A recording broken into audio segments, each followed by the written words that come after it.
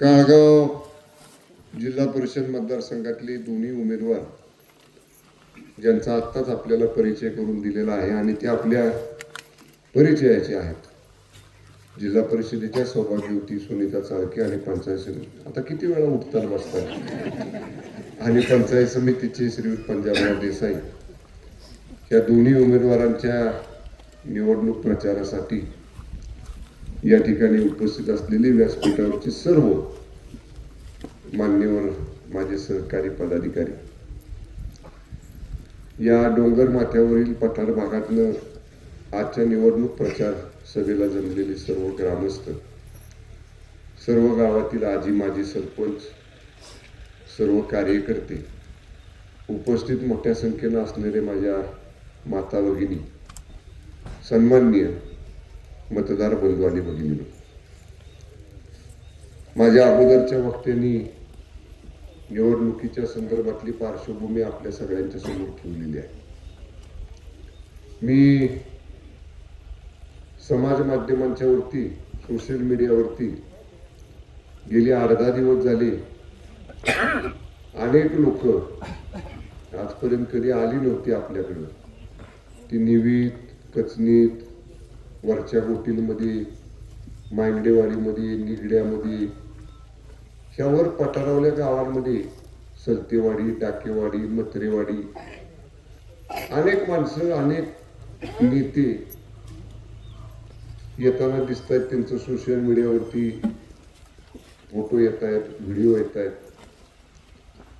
पण तुमच्याकडे नेहमी येणारं कोण आहे आणि निवडणुकीपुरतं येणारं कोण आहे, ह्याचा जरा ह्या निवडणुकीत आपण सगळ्यांनी विचार केला पाहिजे. कसनी सरपंच इथं आहेत, अनेक वेळा निवीच्या सरपंचांनी, कसनीच्या सरपंचाने अनेक वेळा मला सांगितलं की साहेब, या पठार भागावरती, डोंगर पठारावरती गव्यांचा, रानटी प्राण्यांचा, शेत जमिनीला आम्हाला नुकसान आहे.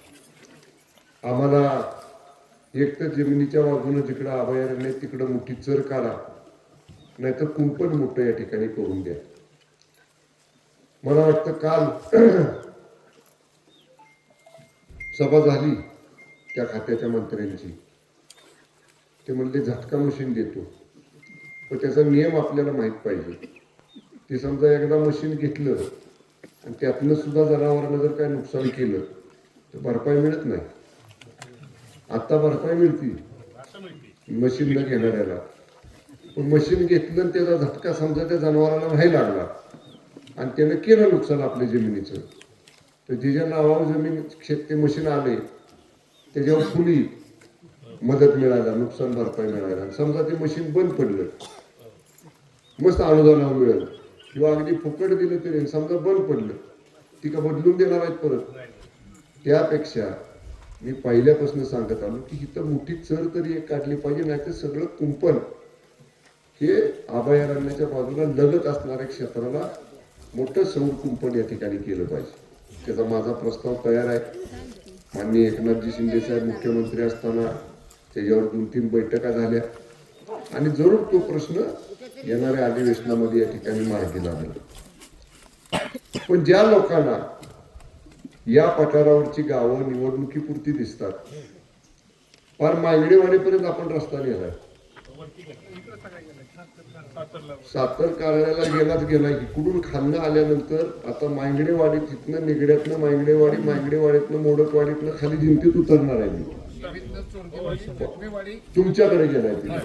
पूर्वी ह्या डोंगरावर त्या डोंगरावर जायचं म्हणलं तर खाली काळगावला जावं, उतरा, पुन्हा वर डोंगर चढून या.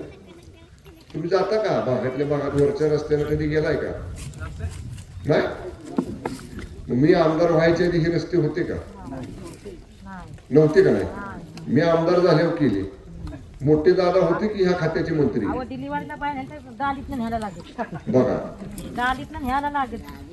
मावशी, मोठे दादा ह्याच खात्याचे मंत्री होते. आपल्या तालुक्याचे जे आमदार होते का नाही ह्याची, माझ्या अगोदर 21 वर्ष, त्यातली 5 वर्ष बांधकाम खात्याचे, रस्ते बांधायच्या खात्याचे मंत्री होते. पण त्यांना डोंगरावली गावं रस्ते करायला नाही दिसले. त्यांना रस्ते दिसले जिकडे इकडे काय दिसत पण तिकडे पवन चक्क्याला आहेत आमच्याकडे पाटण मंजुरे भागात बारक्या बारक्या पवन चक्कीपर्यंत आवडेल असताना याला दादा मंत्री असताना. पण निवी कचनी गोटील मत्रेवाडी मांगडेवाडी मोडकवाडी इकडे माणसं राहतात इकडे नाही एवढे रस्ते आले. म्हणून मला ह्या निवडणुकीच्या निमित्तानं आपल्याला सगळ्यांना विनंती करायची आहे. 12 महिने 24 तास तुमच्या कामी येणारा कोण आहे?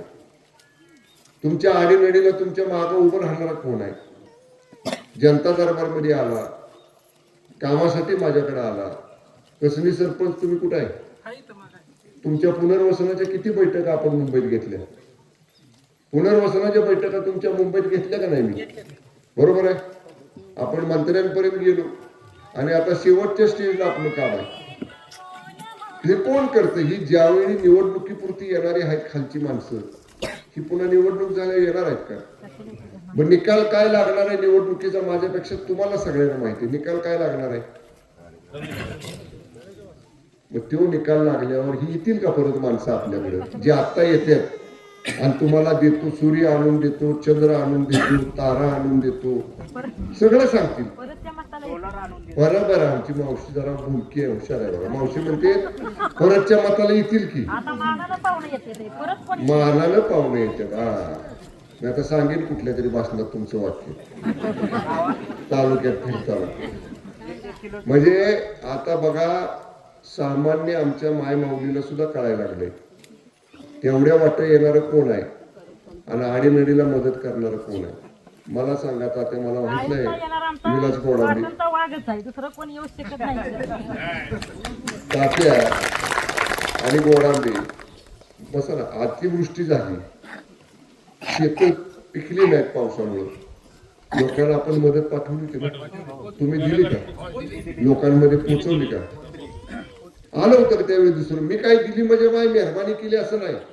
माझी जबाबदारी आहे ती. मी तालुक्याचा आमदार आहे, माझी जबाबदारी आहे लोकांना मदत करणं. पण काही लोकांनी तरी त्यांना मत दिली असतील ना मागे, त्यांच्या वाटत तरी थोडी काय मदत करायची. नाही मदत राहिली हाय का बरा बाबा? अडचण काय आहे का? काय सरकारची मदत किंवा कुठली मदत पाहिजे का? नुकसानीचा पंचनामा झाला का? काही सुद्धा ज्या लोकांना आपल्याशी घेणं देणं नाही. निवडणूक ते निवडणूक, विधानसभा ही झाली की पुढली विधानसभा. मागच्या विधानसभेला सत्यजित सिंह पाटणकर आपल्या विरोधामध्ये उभे होते. कदाचित त्यावेळी मत मागायला आले असतील. त्याच्यानंतर आता 6 वर्ष होत आलं मागच्या विधानसभेला 2024च्या वर्षा 6 वर्षात आले का परत कधी ह्या भागात? कुणाच्या सुखात कुणाच्या दुःखात आडीनडीला आता ह्या उमेदवाराच्या बरोबर येतील. म्हणजे परत परत मला तुम्हाला आठवण करून द्यायची सगळ्यांना की आपण या निवडणुकीमध्ये कसलाही विचार करू नका. कोण आलं, कोणी काय दिलं, दिलं घेतलं त्या 4-15 दिवसापुरतं आहे. पुन्हा 4 वर्ष 11 महिने कोण आहे? आपणच एकमेकाला आहे. त्यामुळं असं कुणी आलं तर त्याला खऱ्यासारखं बाजूला करा.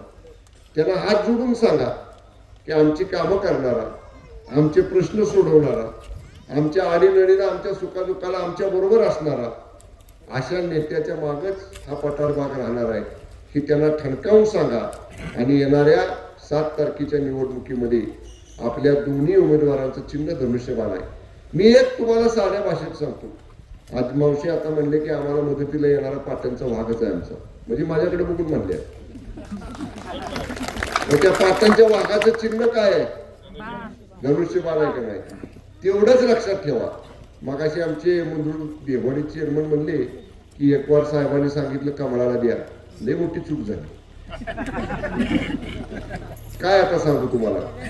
पण मला त्यावेळी माझे पण वर नेते आहेत आदरणीय एकनाथजी शिंदे साहेब, त्यांनी मला सांगितलं की शंभूराज आपल्याला मोदी साहेबांना पंतप्रधान करायचंय. त्यावेळी तुमचं काय खाली भाजपवाल्यांबरोबर वाद असेल मला माहित नाही, ते तुमच्या लेवलला नंतर बघा. म्हणून शिंदे साहेबांच्या आदेशाने आपण ते केलं, पण त्या लोकांनी ओळख नाही ठेवली.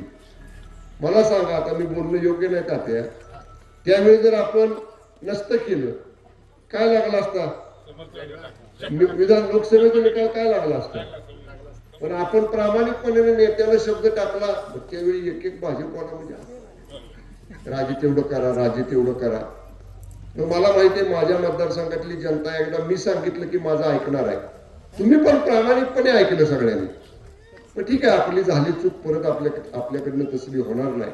कारण ज्याला आपण मदत केली त्यांनी नाही समजा त्याची ओळख ठेवली, राहू दे. आपल्याला काय, आपल्याला आपल्या वाटेने जायचंय.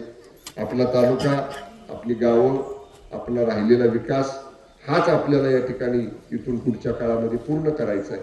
आणि त्याच्यासाठी मी आपल्याला पुन्हा एकदा हात जोडून विनंती करतो, इतर कुणाचंही ह्या 2-3 दिवसात आता लोकांच्या फेऱ्या वाढतील आणि दिवस मावळल्यावर वाढतील. दिवसाच्या वाढत नाहीत त्या लोकांच्या फेऱ्या, दिवस मावळल्यानंतर वाढतात. काय गावतंय का, चापसाय मिळतंय का, कुठं काय सुतार गुतार कुठं जुळवता येतंय का, मग एवढं घे मग तेवढं घे मग एवढी मतं मिळव, असला आला की महिलांनी तर पहिलं पुढे या आणि त्याला पहिली वाट त्याची खाली उतरायची दाखवा.